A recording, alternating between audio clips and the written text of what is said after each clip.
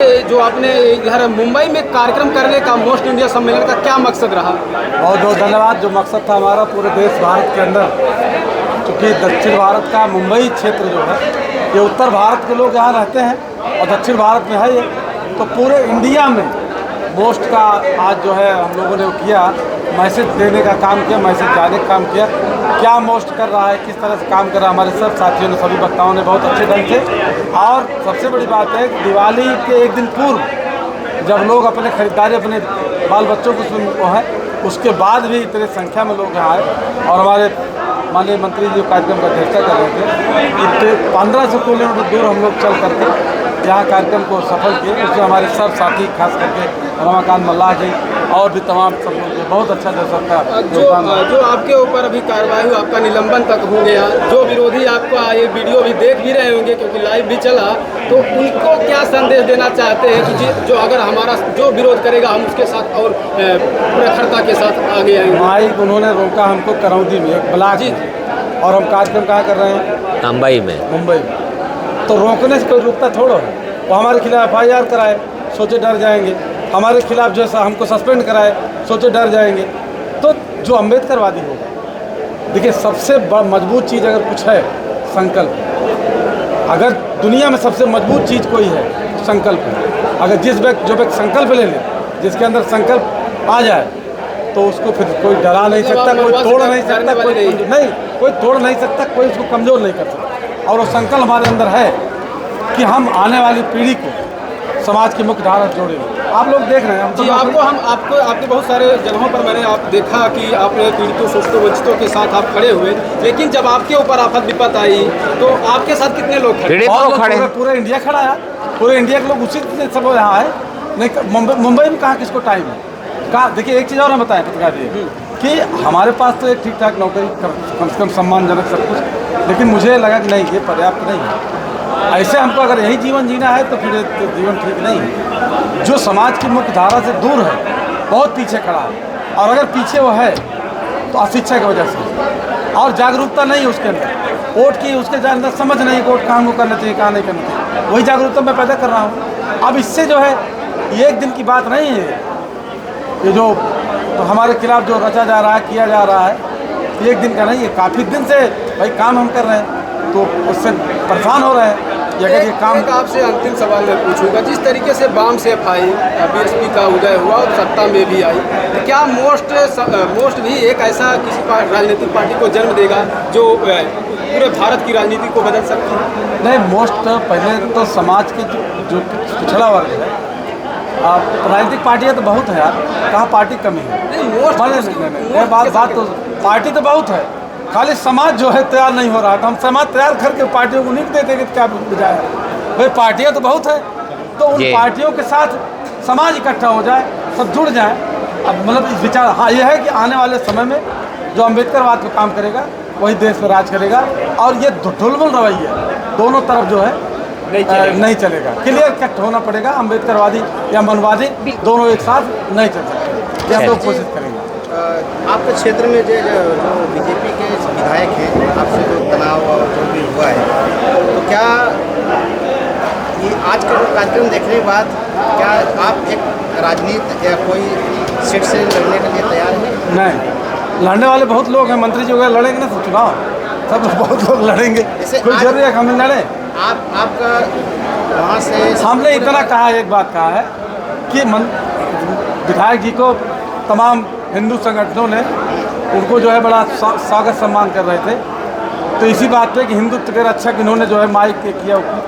हमने कहा है, आपके सामने भी कह दे रहा हूँ कि अगर वाकई राजेश गौतम जी का लगता है कि उनको हिंदुत्व के बचाने में, हिंदुत्व की रक्षा करने में बड़े लोकप्रिय हो गए हैं, तो रिजर्व सीट छोड़ करके, रिजर्व सीट से विधायक हैं, बाबा साहब की लड़ करके उसको दिलाया है, किसी जनरल सीट पे, किसी अनरिजर्व सीट पे वो टिकट मांग के देख लें भारतीय जनता पार्टी से, उनको पता चल जाएगा कि उनका हिंदुत्व का जो बहुत बड़ा वो बन रहे हैं, पता चल जाएगा।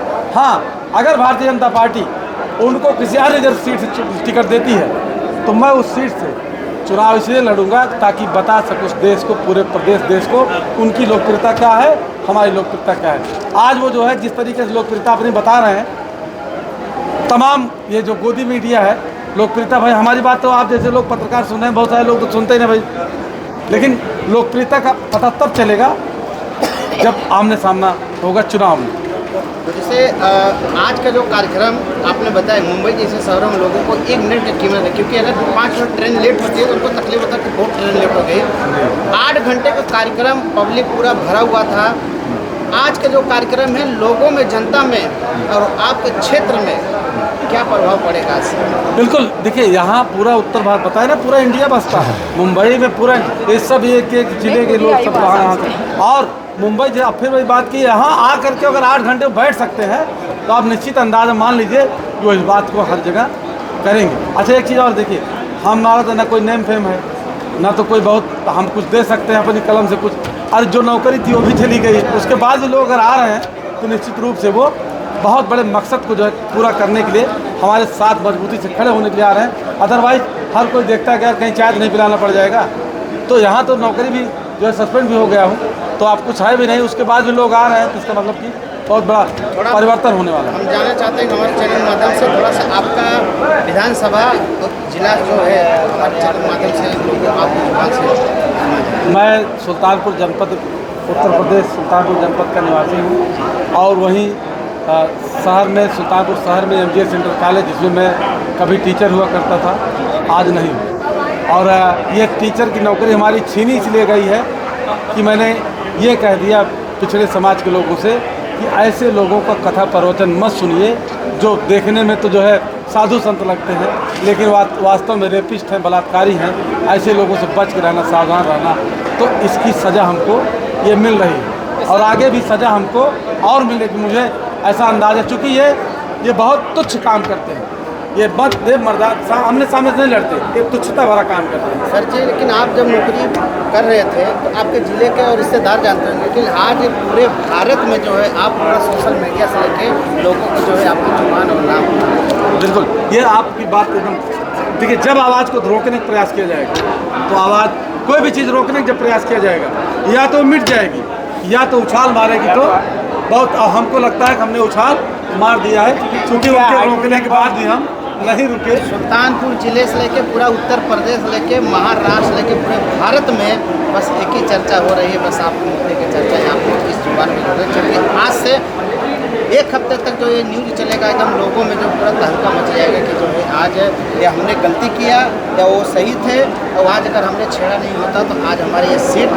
वहाँ के डगमगाती होगी। विधायक को भी जो है उनको तकलीफ होती होगी कि आने वाला चुनाव भी अगर सामने वो बंदा खड़ा हो जाएगा तो डगमगा खड़ी है। देखिए पत्रकार भी है, ये जो स्थितियाँ बनी है, हमारा किसी से कोई बैर विरोध थोड़ा है, ना विधायक जी से बैर विरोध है, ना किसी उससे। हमारा तो ये जो हमारा पिछड़ा जो हमारा भाई है, हम बहुत दूर है, वो आज भी रिया तरिया करके बुलाया जाता है। संविधान में हम पढ़ते हैं बराबर है, समाज में देखते हैं बहुत पीछे हैं, तो तकलीफ तो होगी ना, क्योंकि पढ़ा लिखा हूँ, संविधान पढ़ा हूँ, सोशल साइंस पढ़ा हूँ, तो तकलीफ होती है।